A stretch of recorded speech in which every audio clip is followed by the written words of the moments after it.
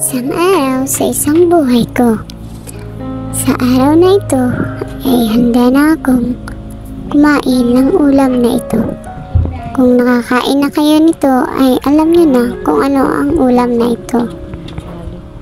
Sobrang gipit po ng buhay namin ngayon. Kailangan po magtipid dahil po yung sahod ay matagalan at hindi po buwan-buwan natatanggap. Kaya kailangan po namin lumiskarte sa buhay. Kaya ang mga anak ko ay initrain ko ng maaga. Initrain ko sa mga pagkain na pangmahirap. So ganito mga guys ang aking gagawin sa araw na ito. Kinuha ko yung tuyo. Tapos nilagay sa kamatis na hilaw. Yan pong ulamin namin sa araw na ito.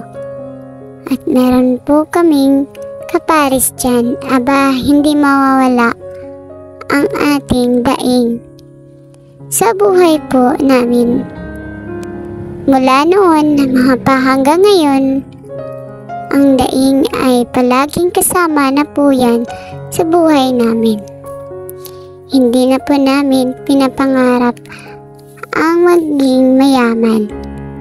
Maging kontento na po tayo sa kung ano ang nararapat, sabi pa daw nila.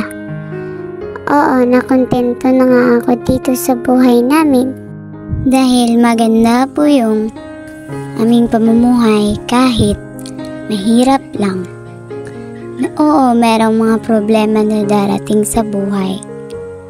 Hindi ko na lang iniisip ang lahat. Iniisip ko na lang ang mga anak ko. Kaya eto, tiis-tiis lang sa buhay. Hindi ko naman alam kung ano ang kahinatnan sa may unahan. Dahil ang Diyos lang po yung may alam. Kaya ayun, lumalaban pa rin, patuloy pa rin. Alam nyo kasi, weather lang kasi yung ulam namin. Minsan nga, yung bunso kong anak, nagka-problema ako dito guys kasi hindi kakain minsan. Ewan ko, nagbago ba tong batang to? Dahil dati, kumakain naman siya. Siguro, hindi niya type yung ulam, hindi niya type yung lasa. Kasi ganito din ako dati, hindi ko talaga kumakain sa kamatis, nasusuka ako. Pero ngayon, nang lumaki ako, ay nasasarapan na po talaga ako. Kasama pa ang daing. Hindi ko na lang ina-apply dyan yung bagoong. Kasi napakadami na po ng acid. Bawal po yun sa ating katawan.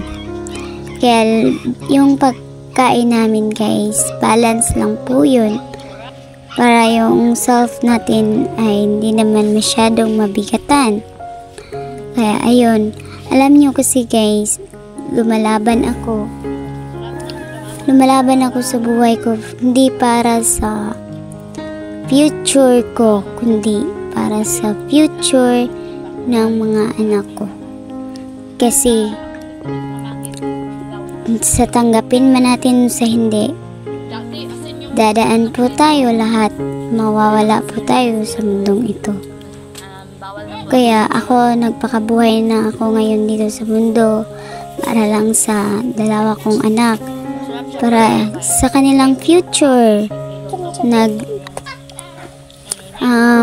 Maliit pa yung mga bata, nagsisikap na po kaming dalawang mag-asawa para sa kanilang future. Dahil di namin alam guys kung anong kahinatnan sa aming buhay, anong mangyayari, dahil ang Diyos lang naman ang alam sa lahat ng mangyayari sa unahan natin. O diba? Kaya yan ang itinatak ko sa isip ko. Kaya para kahit anong mangyari ay nakahanda na ako. So ayan, habang sila ay maliit pa yung kanilang antas sa pag-aaral ay makalikom na kami para sa kanilang future, at di rin namin alam na di natin alam kung anong, di ba, kung anong tadhana ba yun? Kung anong ang kapalaran na darating sa amin. So, ayun, dito tinuturuan ko sila paano maglinis ng bahay, paano ang mga gawain. Tapos tinuturo ko din sa kanila maging kontento kung anong meron kami, kung anong meron sa misa, ano yung meron na pagkain dyan, ay yun ang kakainin namin. Kasi alam nyo kasi guys, napakahirap ng buhay ngayon. Sobrang hirap. Alam nyo na, napakamahal na ang bigas, yung ulam, lahat tumataas. Kaya ang mga mahihirap talaga ay lalong naghihirap. Kasi alam nyo, namamahalan na po kami sa mga bagay na sobrang kahit piso lang po yung taas, sobrang mahal na po yan sa amin.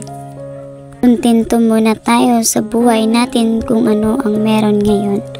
Yan lang po ang mapapayo ko sa inyo, at huwag niyong kalimutang i-subscribe, like, comment, and share ang aming videos.